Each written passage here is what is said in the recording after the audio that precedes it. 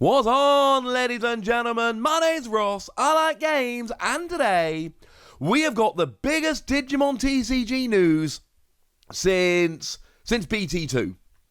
BT1 brought in green Digimon, BT2 brought in both black and purple, but I believe, and I again, if I'm wrong about this, please do let me know in the comment section, but I think this is the biggest change, the biggest update to the game since BT2. You see, ladies and gentlemen, not only do we have proper dual-type Pokemon, which is in and of itself a huge change, but we have proper Jogress Evolution, sorry if I'm pronouncing that wrong, which is going to change so much. So what's going to happen is that they have gone and revealed the Mastemon, which is going to be in that starter deck. Now, we've known for a while that one of the upcoming starter decks is going to feature Mastemon. Now, of course, I made my prediction that the upcoming starter decks would be yellow and green, and the reason was extremely simple. We had done one entire run of starter decks, one of every 6 colours. Then we had blue and red, so yellow and green were next in line, and well, we have, as you can see on the screen, had a yellow Digimon, but it's not quite that simple, ladies and gentlemen.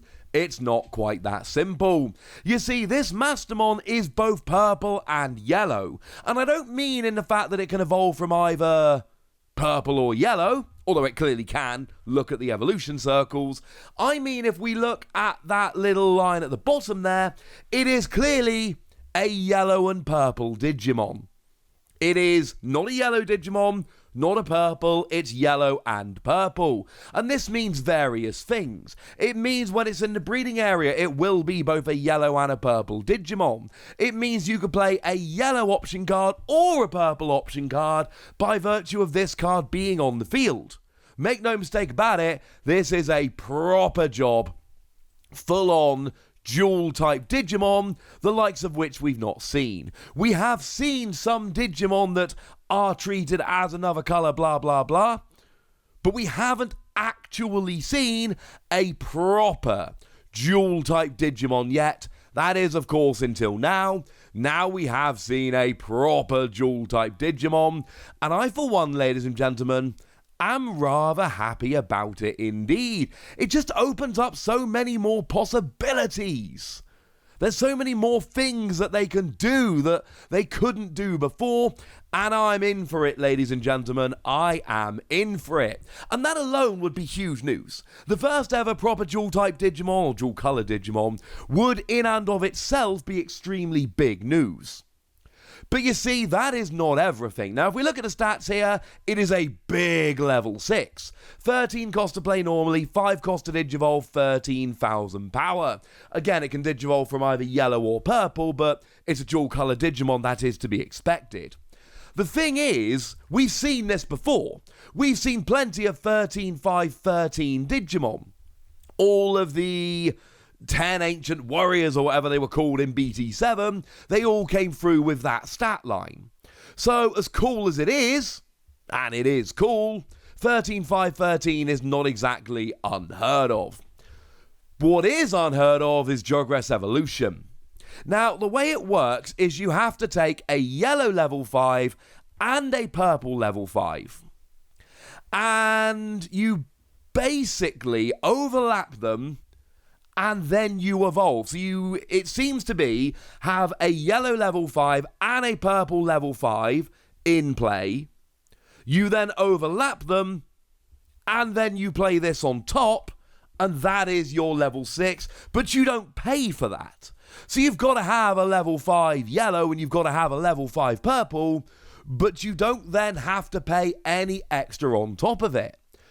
And this can be pretty big, because of course, you can just go for the cheapest, quickest possible evolution that there is and go from there, and that's kind of cool. Now, we don't have any 1-cost to Digivolve yellow, but we do have 2-cost to Digivolve yellow. Things along the lines of Superstarmon would be a nice example here. And that means you could actually get these level 5s out rather quickly. Now, I believe, and please, again, correct me in the comment section if I'm wrong about this, I believe what they've essentially done is shown us a card and not given us a walkthrough of the rules. So there are a few questions unanswered. I am assuming that if the level 5s have inheritable skills, you would have both those inheritable skills. That makes sense. I don't know if that's the case. If one level 5 has been in play for a while, but the other level 5 was played this turn, can you attack with this Mastemon on the turn you play it? I am assuming that the rule will be you have to have both of the level 5s in play for a turn if you want to attack with Mastemon the turn you evolve, but I don't know that that's true. And again, we've got a proper big new mechanic here. The FAQ for this is going to be very, very important. My inkling is you would get both the evolution skills, as in the inheritable skills, for the level 5 yellow and purple, and my inkling would be that they would both have to be down for a turn in order to evolve and attack, but neither of those is confirmed, and there are probably other awkward things which I've forgotten as we go here as well. But this is super exciting. It necessitates a hybrid deck. I shouldn't really say hybrid deck, should I? Because we've got actual hybrid decks. It necessitates a 2-color deck. You've got to be playing both yellow and purple in your deck to really make the most of this, and that's absolutely fine. I love this. The fact that you can have 2 level 5s out and then just go, oh no, it's one giant level 6, and bearing in mind your average level 6 has 11,000 power, this is big for a level 6, being able to just bring this out straight away is brilliant. And it's going to lead to so much awkwardness, because whenever you have a yellow level 5 and a purple level 5 on the field, your opponent needs to prepare for so much more. They need to prepare for the yellow level 6s and the purple level 6s, but now they need to prepare for this as well, and I love it. Of course, you also need to point out you lose an attack here, in theory, because both those level 5s could attack, but then they turn into one level 6, and those 2 Digimon actually give you 1 attack, which is kind of interesting. And that's just the evolution, we've not even got to the skills yet. When you Digivolve, you may place 1 yellow or purple Digimon card from your trash to the top of your security. Now this is awesome, for multiple reasons. One of the reasons is you get an extra security card, and that's lovely. But another one of the reasons is you get to choose your security card. And that is absolutely wonderful. So of course what you could do is just find a yellow Digimon that has a lovely security skill, put that on the top of your security to guarantee that that security skill will actually activate. And that would be kind of amazing. Something like an Ankleamon, for instance, which just plays with its security skill, all of a sudden becomes a million times better because you can choose. Now, it's not the first time we've ever seen this, of course. We have seen ways to manipulate the top of your deck. Cherubimon would be one example I would give you, because that's got a rather lovely skill whereby when you are attacking, so potentially every turn, if you have 3 or fewer security, you can place a yellow Digimon from your trash on top of your security face down. But this is anyone, ladies and gentlemen.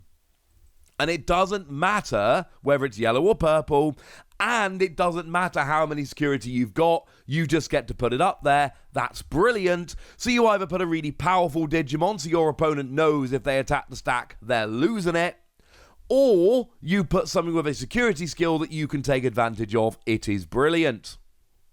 Oh yeah, and if you use Jogress Evolution, you may look at your security and play a level 5 or lower Digimon without paying its cost.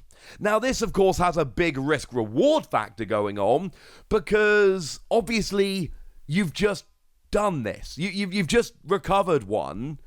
Now, if you play it, you're kind of out in the cold here, because yes, you've recovered, but then you've taken a card out of your security. You're in the same position you were in before. However, what about something like Loosemon?